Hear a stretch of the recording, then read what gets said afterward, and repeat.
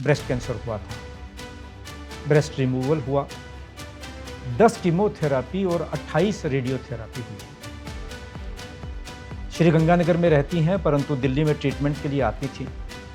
और जब रेडियोथेरापी अथवा कीमोथेरापी करवाने के बाद वो घर आती थी और इनकी जो अवस्था हम देखते थे, इनकी तड़प जो देखते थे, हमारे घर का हर आदमी तड़प उठता था कि हे भगवान, इनको इससे कैसे निजात मिले। मुझे दोबारा कभी नहीं परेशानी, मैंने कभी कोई टेबलेट नहीं ली।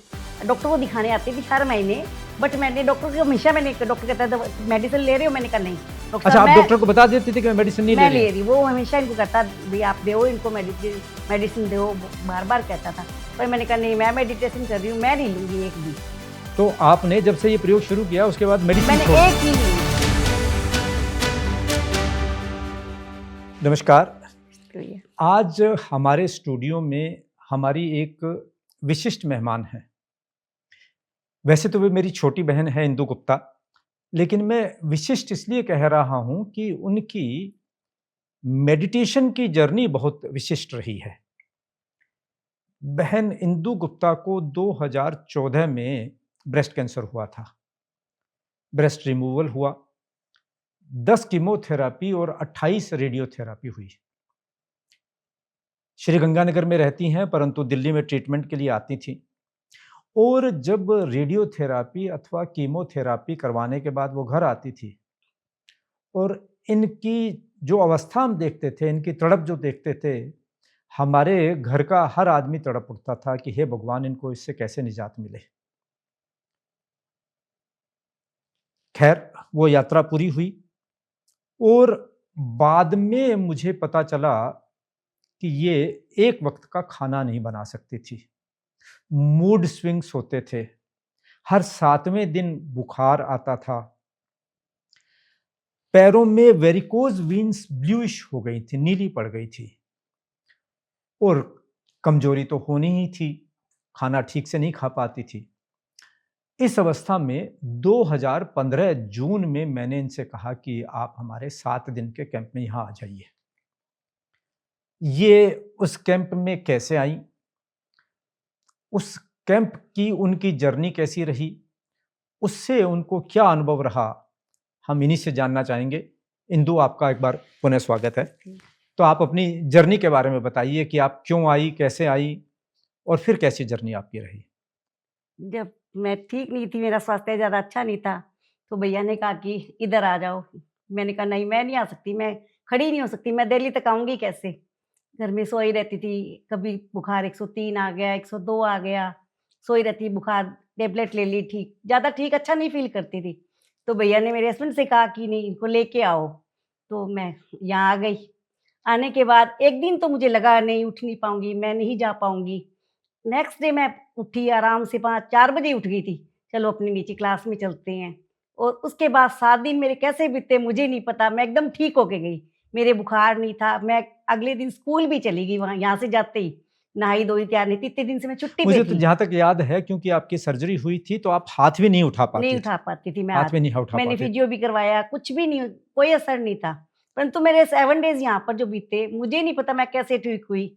ये सारा असर यहाँ के साधना नहीं, केंद्र का ही मुझे था और मेरे। मुझे ये भी याद है कि टखनों के पास आपकी वेरिकोज वीन्स ब्लूइश हो गई थी हुँ। और वो जब आप 7 दिन के बाद गई तो बिल्कुल साफ हो गया था। साफ हो गई थी, बिल्कुल साफ थी। और मुझे नहीं पता ये कैसे ठीक हुआ, मैं तो साधना करती रहती थी, बस मुझे पता था ये करनी है, क्योंकि मुझे एक आ गया ये तुम्हें करनी है, और मैं करती गई। हमारे खाने से पहले 4-5 दिन तो लोग काफ़ी कष्ट पाते हैं, क्योंकि हम खाने में फल और सब्जियां देते हैं, गेहूं तो लगभग ना के बराबर देते हैं, और लिमिटेड, इतना कि आपका पेट भर जाए, परंतु जितना ज़्यादा हल्का हो उतना ज़्यादा नहीं हल्का अच्छा दे। था, होता था खाना, वो एक दिन के लिए लगा था अभी, शायद ये नहीं अच्छा, पर मैं बिल्कुल नहीं खा पा रही थी। हाँ, आपके लिए था कि, लेकिन जो लोग अच्छा भरा पूरा खाकर आते हैं उनको फिर एक बार के शुरू में लगता है कि शायद ये फल सब्जियां खाकर कैसे जिएंगे। तीसरे चौथे दिन तो उनका शरीर, उनका मन भी स्वीकार कर लेता है। भी बहुत अच्छा खाना होता था, हल्का-हल्का। वो मैंने घर जाके भी फ़ॉलो किया हमने, 1 डेढ़ साल तक तो वैसा ही खाना खाया। परंतु आज भी हमारे दलिया खाने की वही आदत है कि उबला हुआ दलिया ही खाना है। तो जब आप ये प्रयोग करती थी तो प्रयोग के दौरान कभी आपको ऐसा लगा कि जैसे एक एक तो ये अनुभव हुआ कि आपका दर्द जैसे धीरे-धीरे कम हो गया, या बुखार नहीं रहा, या आपके वेरिकोज वीन्स में हुआ, लेकिन इसके अतिरिक्त भी आपको ऐसा लगा कि कुछ जैसे आप स्वस्थ हो रही हैं, इसकी अनुभूति कभी आपको हो पाई? होती थी डेली, मतलब रेगुलर होती थी, आज और स्वस्थ हूँ, आज और स्वस्थ हूँ। जब 7 डेज़ खत्म हुए तो मुझे यूँ लगा कि ये क्यों खत्म हुए? तो कभी हमारे कुछ लोग होते हैं जो बीमारी में उनको अपने आप से एक अनुभूति होने लगती है, किसी को स्मेल आने लगती है या किसी को अलग अलग तरह का अनुभव हुँ, होता है, कि किसी को एक तरह से आभास होने लगता है कि जैसे मैं स्वस्थ हो रहा हूँ। हुँ, तो क्या आपको भी, क्योंकि आपकी जो बीमारी थी वो दूसरों से बिल्कुल हटकर थी, अधिकतर जो लोग आते हैं वो कोई लाइफस्टाइल डिसऑर्डर की चीज़ें लेकर आते हैं, जैसे कोई हार्ट की, हुँ। डायबिटीज़ की, अस्थमा की, स्लीप डिसऑर्डर की, डिप्रेशन की चीज़ें लेकर आते हैं। आपका केस कैंसर का केस था और कैंसर के अंदर भी 10 कीमोथेरेपी और 28 रेडियोथेरेपी के बाद जो आपका स्वास्थ्य है एकदम से नीचे चला गया था, वो था। तो उसमें आपको ऐसा कोई अनुभव हुआ जिससे आपको लग रहा हो कि हाँ, वास्तव में आप अब मेरी स्वस्थ। पूरी बॉडी डिटॉक्स हो गई थी। जैसे हमें रंग चिकित्सा करवाई जाती, मंत्र चिकित्सा करवाई जाती। उस दौरान जैसे एक बार मंत्र चिकित्सा कर रहे थे, तो मुझे यूँ लगा कि पूरा हॉल में बहुत ज़्यादा बैड स्मेल है, बहुत बैड स्मेल आ स्मेल रही। स्मेल खराब है, हाँ, हाँ। बहुत ज़्यादा पूरे चारों तरफ ऐसे मैं परेशान, पर मेरी आँखें नहीं खुली, मुझे स्मेल आती गई। मैंने जैसे पूरी होने के बाद इनसे पूछा, मैंने कहा आपको भी स्मेल आई थी आज तो हॉल में? बहुत ही स्मेल थी, पता नहीं क्यों थी? तो ये कहते मुझे तो नहीं आई। फिर समधी जी बैठे थे बाहर, मैंने समधी जी से आके कहा, मैंने कहा, तो समधी जी ने मुझे बताया कि तुम्हारी बॉडी डिटॉक्स हो गई है, तुम्हारे सारे जो टॉक्सिन्स थे बैड, वो सारे बाहर आ गए हैं। ये तुम्हारे लिए बहुत ही अच्छा है, तुम बिल्कुल स्वस्थ हो जाओगी। उनके शब्द और मेरे स्वस्थ तो होना। फिर जब आप यहाँ से गई तो एकदम से स्वस्थ हो गई या फिर आपको फिर वापस कुछ करना पड़ा?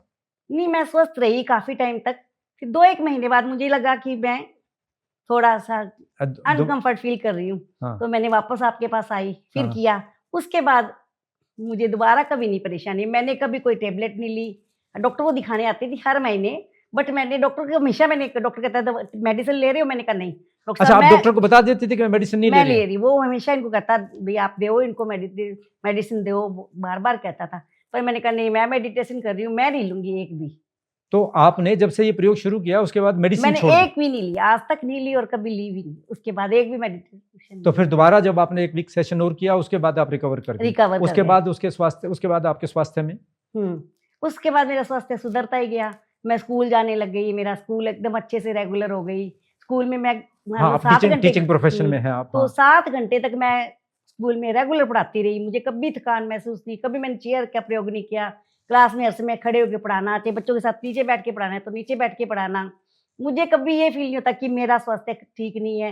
लोग मुझसे पूछते कि, "भी कैसे हो?" तो मैं कहती मैं बिल्कुल ठीक हूँ, क्योंकि ये मैंने अध्यात्म साधना केंद्र से सीखा था। मैं बिल्कुल ठीक हूँ। ये शब्द यहाँ बहुत अच्छे से सिखाई, मैं बिल्कुल ठीक हूँ, तो मैं स्वस्थ हूँ। ये बात आपने मन में बसा ली कि मैं मैं बिल्कुल, बिल्कुल कोई मुझसे पूछता ठीक है?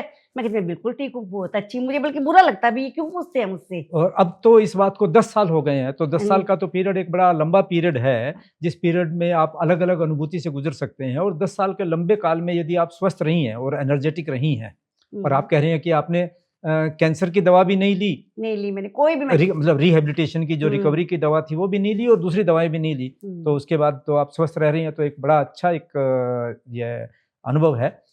तो मुझे तो आपके प्रिंसिपल ने और आपके जो दूसरे साथी हैं उन्होंने बताया कि आप तो बीच में ब्रेक भी नहीं लेती हैं और सुबह से लेकर शाम तक आप चेयर का उपयोग भी नहीं करती हैं। नहीं करती हूँ बिल्कुल भी, खड़े जबकि होके हाँ, पढ़ाना। आपके साथ दूसरी जो साथी टीचर्स हैं वो तो आपसे यंग भी हैं लेकिन वो थक जाती हैं। आप हुँ, थकान महसूस नहीं करते बिल्कुल हैं। नहीं, अभी तक नहीं है मुझे थकान होती, चाहे तो मैं कितनी। ये प्रयोग करने से आपको शारीरिक स्वास्थ्य के अतिरिक्त भी आपको लगता है कि कोई लाभ हुआ हो? आपका एनर्जी लेवल तो बढ़ा ही बढ़ा, हाँ लेकिन जी। इसके अलावा भी आपको लगता है कि कोई लाभ हुआ हो? हाँ, जैसे मान लो स्ट्रेस नहीं होता किसी भी बात को लेकर, ठीक है, जो होगा होगा, विश्वास बढ़ गया, विश्वास आत्मविश्वास बढ़ बढ़ गया, गया हाँ। अंदर से बहुत ज़्यादा। मैं चाहूँगा कि आज कैंसर जैसी जो भयंकर बीमारी से लोग जूझ रहे हैं और पर्टिकुलरली रिहैबिलिटेशन जिनके लिए बहुत बड़ा चैलेंज हो जाता है, उनके लिए आप कुछ कहना चाहेंगी? मैं तो कहूँगी वो अध्यात्म साधना केंद्र आए और बार-बार क्लासेस जॉइन करें यहाँ कर। जब तक स्वस्थ नहीं हो तब तक करते रहें। लाभ ज़रूर मिलेगा, पक्का 100% लाभ मिलना है। चलिए, आपका ये अनुभव जो है, वो बहुत से लोगों को प्रेरित करेगा बल्कि पहले क्योंकि मैं डांस-वांस कुछ नहीं करती थी। इसके यहाँ आने के बाद मैंने अपने आप को इतना एनर्जिक फ़ील किया, मैंने डांस क्लासेस जॉइन की। जब कोई घर में शादी होती है सबसे पहले मैं डांस करूँगी। मतलब मतलब इस एज में आने के बाद मतलब आपकी एनर्जी पहले से बढ़ गई एक बढ़ तरह गई से। है। आपका वो आत्मविश्वास भी बढ़ गया, एनर्जी भी बढ़ गई और आपका जो है वो काम करना भी आपने ज़्यादा शुरू कर दिया, तो ये अब मेरा बस ये है कि रेगुलर में 40 मिनट्स मेरे को अपने आप को देने, 40 मिनट्स आप दें। 40 मिनट ध्यान आप ज़रूर करती हैं। आपने जो प्रयोग यहाँ पर किए, तो उन प्रयोगों में आपको सबसे प्रभावी प्रयोग कौन-सा लगा? मंत्र चिकित्सा सबसे ज़्यादा प्रभावी लगा मुझे। मंत्र चिकित्सा का प्रयोग आपको सबसे अच्छा प्रयोग हुँ। लगा। तो ख़ैर वो मंत्र वैसे चिकित्सा कायोसर्ग भी बहुत अच्छा था। उसमें कभी-कभी तो यूँ लगता था जैसे हम हवा में तैर रहे हैं। बी जहाँ बैठे उस आसन पे नहीं है, कहीं ऊपर ही हैं। चारों तरफ से वो व्हाइट-व्हाइट एकदम ऊपर उड़ने जैसा फीलिंग होता था। अरे वाह! हाँ, तो ये ऐसा होता है जब कायोत्सर्ग का प्रयोग होता है, कायोत्सर्ग का प्रयोग शरीर और आत्मा को अलग अनुभव करने का प्रयोग है। आप अगर फ़िज़िक्स में जाएँगे तो फ़िज़िक्स में तो ऐसा कहेंगे कि शरीर जहाँ रखा है, वहाँ रखा है। लेकिन जब आप मेडिटेशन का प्रयोग करते हैं, तो शरीर और आत्मा के अलग होने का जब अनुभव होता है, तो कुछ ऐसी अनुभूति होती है कि जैसा शरीर बिल्कुल हल्का हो गया हो, और जब जितना हल्का हो गया तो मान लो कि वह हवा में तैर रहा हो, शरीर ज़मीन से ऊपर उठ रहा हो, तो वह भार जैसे कम होना महसूस होता है। आप सभी का तो अनुभव नहीं होता, परंतु आपका ये अनुभव रहा तो एक बड़ी अच्छी बात है, और आपके इतने गहरे अनुभव रहे इसीलिए आपको इतना स्वास्थ्य लाभ भी हो पाया। तो मैं ये कहना चाहूँगा कि हमारे प्रेक्षा ध्यान के अध्यात्म साधना केंद्र के प्रयोग केवल लाइफ़स्टाइल डिसऑर्डर के प्रयोग नहीं हैं। ये प्रयोग केवल कोई heart, diabetes, asthma, depression, sleep disorder, anxiety उन्हीं के प्रयोग नहीं हैं। मूल प्रयोग तो ऊर्जा के प्रयोग हैं कि किस प्रकार से हमारे भीतर जो ऊर्जा का असंतुलन है, ऊर्जा की कमी है, उसकी पूर्ति कैसे की जाए। कैंसर का प्रयोग भी योगिक साइंस में हम यही कहेंगे कि यदि ऊर्जा की कमी है, ऊर्जा का असंतुलन है, तो वह किसी न किसी रूप में बीमारी को जन्म देगी। उसका प्रकार कुछ अलग हो सकता है, लेकिन मूल बात वही है। और अध्यात्म साधना के प्रयोग उस ऊर्जा के संतुलन का, ऊर्जा की पूर्ति का प्रयोग है। और किस प्रकार से कैंसर जैसी भयानक बीमारी से जूझ रही इंदु जी गुप्ता ने न केवल स्वास्थ्य लाभ प्राप्त किया, परंतु उसके बाद पहले से अधिक ऊर्जावान, पहले से अधिक आत्मविश्वास से भरी हुई, पहले से ज़्यादा अपने आप को जो स्वस्थ अनुभव कर रही हैं।